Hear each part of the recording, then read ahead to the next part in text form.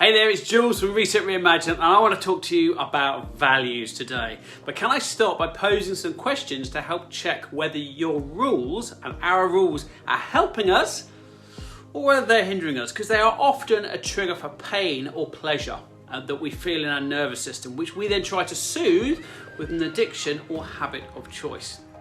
Number one, what rules have we created to feel good or bad about ourselves? Most people have lots of rules or ways to feel bad, but very few ways to feel good.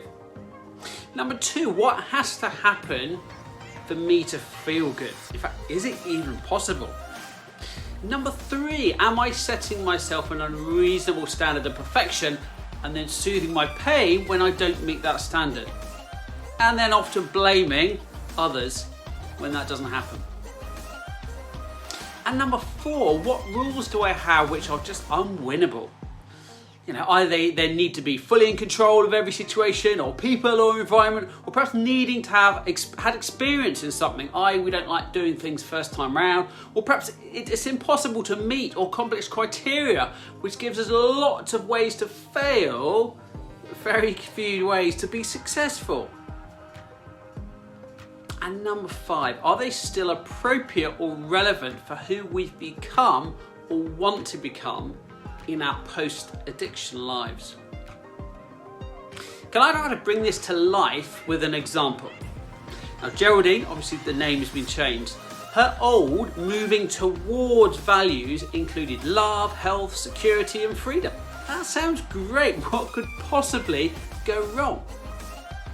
But these were her rules for those values. Love. I have to feel like I've earned it, like all my beliefs are accepted and approved. I can't feel like I'm loved unless I'm perfect. I have to be a great mother. Health. I have to feel like my diet is perfect by my strict standards and I have to be completely free of physical pain. I must feel like I'm healthier than everyone I know and be an example. 3. Security. Everyone must like me. I must feel like everyone I meet is certain I'm a good person and I must have more money in my savings account than I already do. 4. Freedom. I must be in control of my working demands, my hours, my fees, my opinions. I must be financially secure enough not to live under stress of financially regulated pressure. Now then we look at Geraldine's old moving away from values, and they were rejection. I feel rejected if someone doesn't share my beliefs, if someone seemingly knows more than I do. Secondly, failure.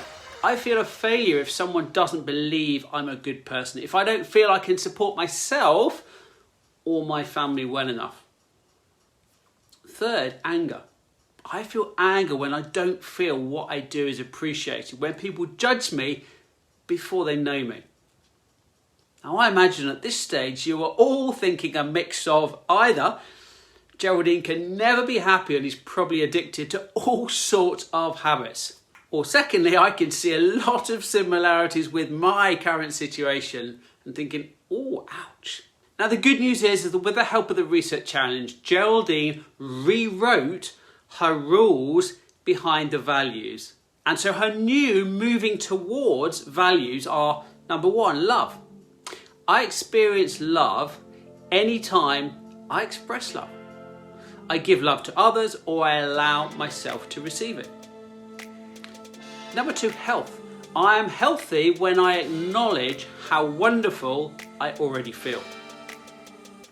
Thirdly, fun. I'm having fun when I find pleasure and joy in the process. Gratitude. I feel grateful when I appreciate all the things I have in my life right now. And fifth, freedom. I feel free when I live by my convictions and accept the choices to create happiness for myself. And then Geraldine's new moving away from values. Firstly, negativity. I avoid consistently depending on the acceptance of others for my ultimate happiness and success. Number two, procrastination. I avoid consistently expecting perfection from myself and others. Wow. I can now see how Geraldine could be successful. So what about you? What about setting a new standard? Every day I'm above ground is a successful day. As our rules should encourage us to take action, to feel joy, and to follow through. So that's all well and good, Jules, but what are some actionable insights that I can do today to put this into practice? Number one, what are your moving towards pleasure values? Which ones empower you and which ones disempower you? Number two, what about your moving away from pain values? Same thing, which ones empower you and which ones disempower you? Number three, what has to happen, your rules, in order to feel loved or appreciated or accepted? And number four, write down one thing that you could do today to start rewriting your values and your rules. And number five, what one thing will you do today to start overcoming one of your fears? And then just do it. If you found this helpful, then hop over to www.reset-reimagine.com where you can find out how you can join the 28-day reset challenge today. Because you can find your purpose, you can put your past behind you, and you can reset your mind to make it your best friend instead of your worst enemy. Now, please don't procrastinate any longer. Let me help you start living a more purposeful life.